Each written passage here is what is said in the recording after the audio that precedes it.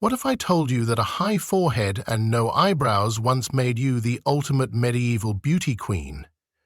Welcome to the bizarre, fascinating, and sometimes downright shocking world of medieval beauty standards. A time when being considered attractive might mean pulling your hair out, painting your face with dangerous concoctions, or enduring painful fashion trends, all in the name of fitting in.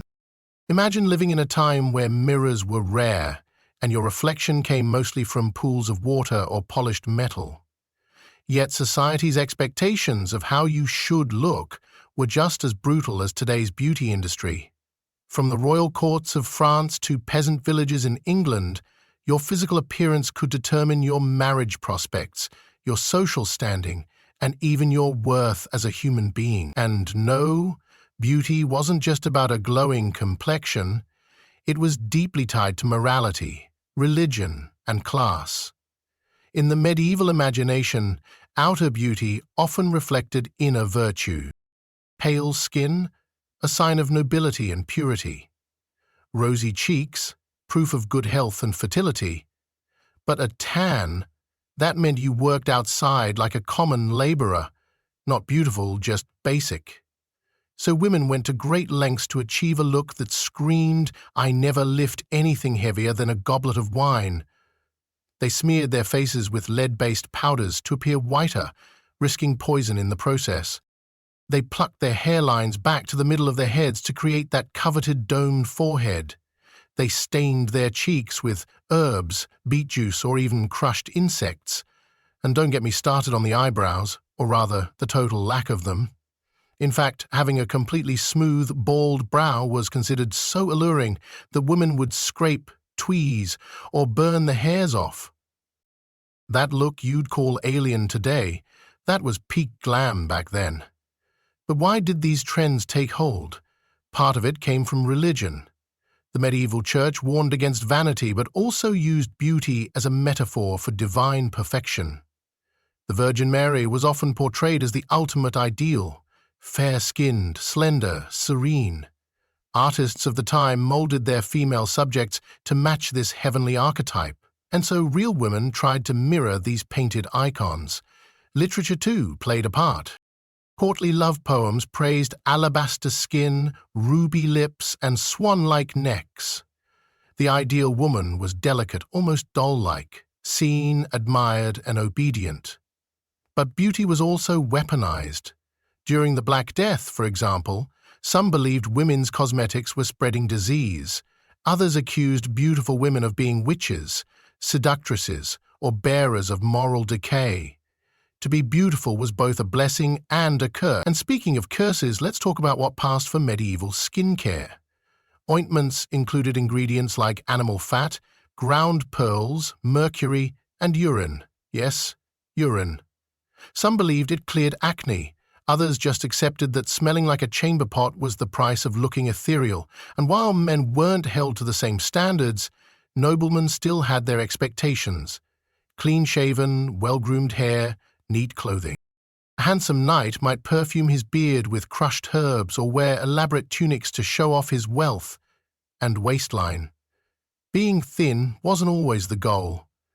In certain eras, fullness signaled prosperity, while thinness meant you were sick or poor. But for women, thinness with curves was ideal. Hips for childbearing, but not so much as to appear earthly or indulgent. Body shape mattered. Feet size mattered. Even the shape of your hands mattered. Long, thin fingers with pale skin and soft nails were ideal. It didn't matter how impractical it was for actual survival, that was the point. Medieval beauty glorified impracticality. It meant you were rich enough to avoid the sun, strong labor, and reality. Fashion amplified this illusion. Gowns were designed to elongate the body.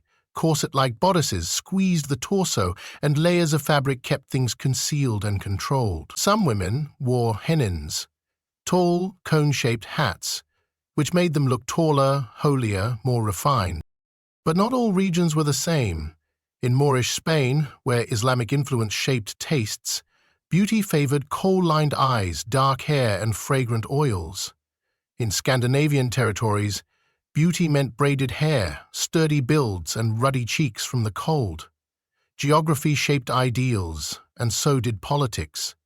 When Eleanor of Aquitaine ruled as queen in both France and England, her striking presence and fashion sense influenced aristocratic styles for generations. When queens had blonde hair, ladies bleached theirs. When queens had round faces, roundness became trendy. And don't think women didn't fight back. Some subverted norms through satire, dress, or rebellion. Others entered convents, where appearance was less scrutinized. But even nuns were judged by their looks in paintings, reinforcing that beauty, or the lack of it, followed you everywhere. Now, imagine being born with a birthmark, a facial scar, or a darker skin tone. You could be labeled cursed, a sinner, or even possessed. Medical knowledge was limited, so physical difference was often equated with spiritual deviance. Those born with physical imperfections were often ostracized or accused of supernatural crimes. Even red hair was feared in certain circles, seen as a sign of hot temper or even witchcraft. And let's not forget how class shaped beauty. Peasant women might admire noble fashion, but couldn't afford it. Their beauty rituals were simpler: herbs, homemade ointments, and maybe a comb if they were lucky. But even they aspired to ideals they saw in church frescoes, festivals, or occasional glimpses of royalty. Meanwhile, noble women had access to imported oils, rare cosmetics, and silk garments, though it often came at the cost of physical comfort and medical safety. Throughout it all, beauty remained a powerful social currency.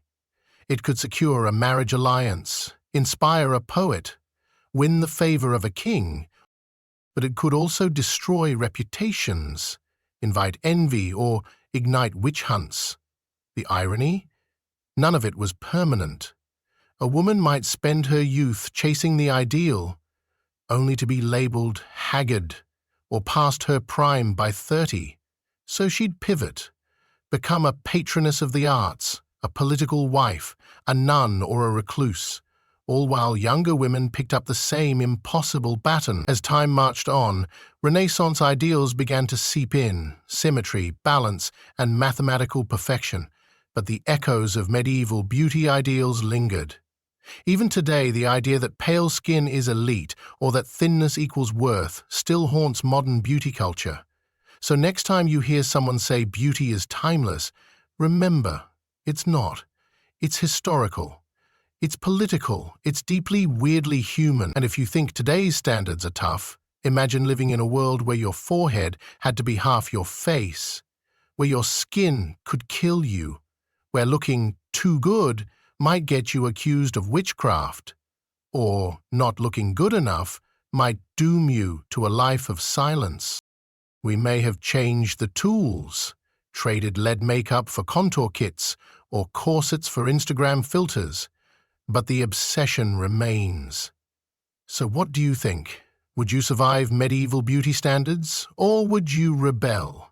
Leave a comment below with the weirdest standard you've heard of, and don't forget to like, subscribe, and share this video with someone who needs a dose of history's wildest glow-up attempts, because beauty may be in the eye of the beholder.